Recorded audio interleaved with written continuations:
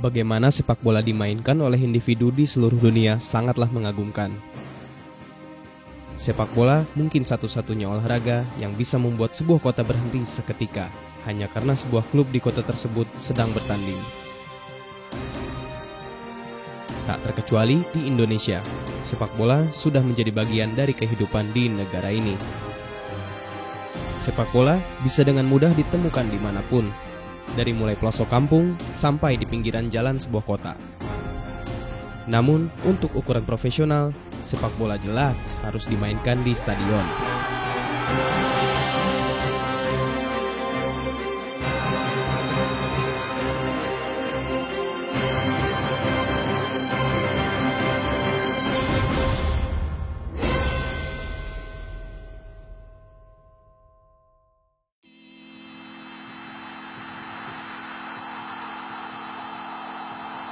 Stadion adalah bagian yang tidak terpisahkan dari pengembangan industri sepak bola. Stadion harus dibangun dengan menerapkan pola keberlanjutan dalam setiap aspek, baik itu ekonomi, lingkungan, dan tentu saja sosial. Dari aspek sosial, stadion bisa dijadikan tempat berkumpul bagi para individu yang memiliki kesamaan tujuan. Dalam hal ini, sama-sama mendukung sebuah klub yang dicintainya.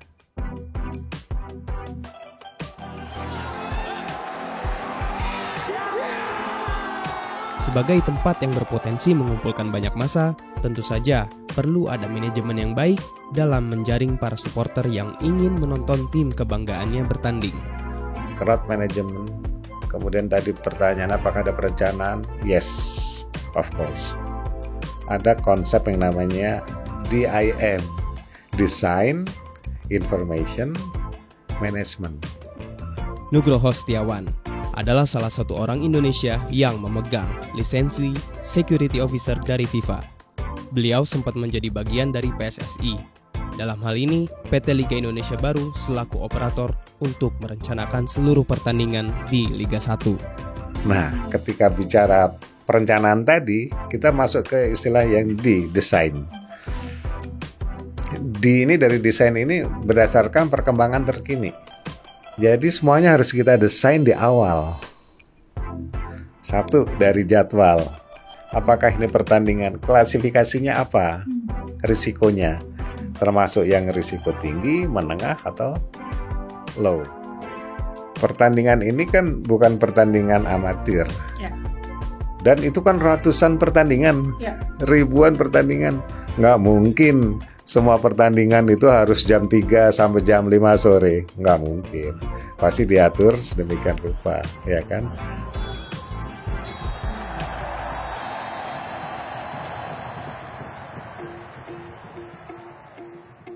Dengan berbagai kategori yang berbeda di tiap pertandingannya, diperlukan berbagai penyesuaian sistem dalam setiap minggunya, sesuai dengan pertandingan yang akan dihadapi. Maka penyebaran informasi menjadi penting bagi para supporter yang akan menyaksikan klubnya bertanding di minggu tersebut. Itu rata-rata kan 1-2 bulan kita udah tahu, ya kan? Saya membuat perencanaan. Kemudian diinformasikan, termasuk sosialisasi bahwa besok tuh pertandingan berisiko tinggi, nggak boleh ini, nggak boleh itu. Itu ada dalam perencanaan komunikasi, jadi bukan tugasnya security lagi. Tim media komunikasi, tim apa istilahnya kreatif bekerja, membuatkan diagram, membuatkan mungkin dalam bentuk komik, dalam bentuk apa, disampaikan lewat apa? Lewat media sosial.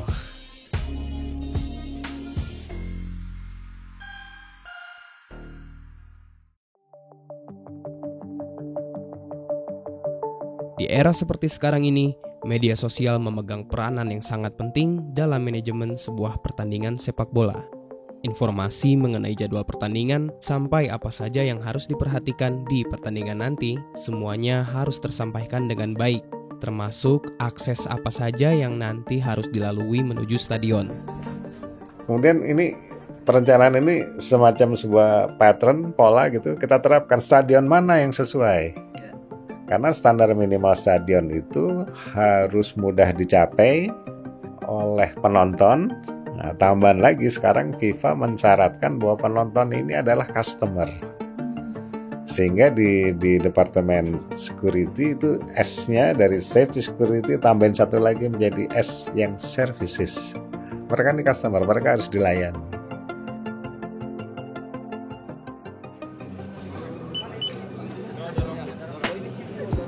Dengan banyaknya tahapan yang harus dilalui untuk menonton sepak bola inilah, maka sudah sewajarnya kita harus memberikan pelayanan yang setimpal dengan perjuangan supporter yang bahkan dilakukan sebelum pertandingan dimulai. Selama pertandingan, pengamanan di dalam stadion adalah hal yang tidak bisa dinegosiasikan. Namun, dalam pelaksanaannya harus kembali ke tujuan awal, bahwa supporter datang ke stadion hanya untuk menikmati pertandingan, menikmati sepak bola. Oleh karena itu, dalam regulasinya, FIFA mengharuskan pengamanan di dalam stadion harus dilakukan oleh pihak yang dinilai setara dengan supporter itu sendiri. Dalam hal ini, istilah yang digunakan adalah steward. Steward ini memang diharuskan dan memang mandatory di dalam FIFA Safety Regulation ya. Steward itu apa sih? Siapa mereka? Diterjemahkan ke bahasa Indonesia agak sulit. Ya. Jadi saya lebih cenderung menggunakan istilah pengamanan internal. Komponen pengamanan internal ini pertama diutamakan adalah sifatnya voluntary atau volunteer. Tapi volunteer-nya dalam arti apa? Rela untuk tidak menonton pertandingan. Karena menghadap kepada penonton. Kalau misalnya yang Tribun Utara ini kita pilih personilnya dari kelompoknya supporter sendiri, ya kan? Artinya kalau terjadi kemelut di bagian itu, yang pertama akan menegur temannya sendiri. Bila perlu dipilih yang disegani. Kalau memang kesulitan SDM, di pasal 19 ayat kesekian itu disebutkan boleh menggunakan atau melibatkan polisi atau tentara aktif yang dilatih tentang stewarding, menggunakan atribut yang tidak memprovokasi. Jadi tidak menggunakan helm, tidak menggunakan drahrim, tidak membawa tongkat, apalagi senjata api, ya kan? Terakhir saya lihat di televisi dari Persib, stewardnya yang pakai rompi coklat, tulisan stewardnya hitam, betul ya Persib kalau nggak salah. Itu bisa mendeteksi pitch invasion, ya kan? Ini rumusnya tuh rumus matematika saja kalau di dalam regulasi itu. Jadi 1:250, tapi bisa berubah. Kalau sudah kita lihat ternyata ada potensi terhadap gangguan itu, jumlahnya bisa, perbandingannya kita bisa perkecil, 1:60, bukan 1:250 lagi, ya kan? Jadi jumlah idealnya itu ya bisa sampai 200-300 personil, bisa sampai 500 personil.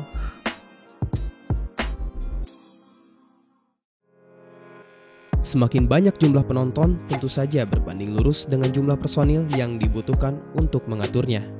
Tidak hanya para personil lapangan, tapi juga para personil yang berada di belakang layar, para personil yang sudah bekerja sebelum hari pertandingan.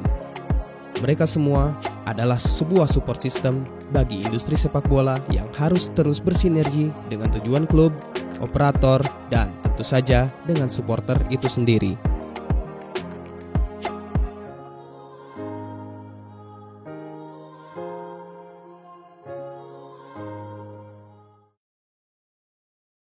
Makanya saya tuh selalu sedih kalau supporter tuh selalu dianggap sebagai biang kerusuhan. Bahwa supporter berbuat kerusuh, iya, itu tidak kita pungkiri. Tapi ada loh teman-teman supporter yang mereka mengorganisasi diri, melakukan literasi terhadap sepak bola.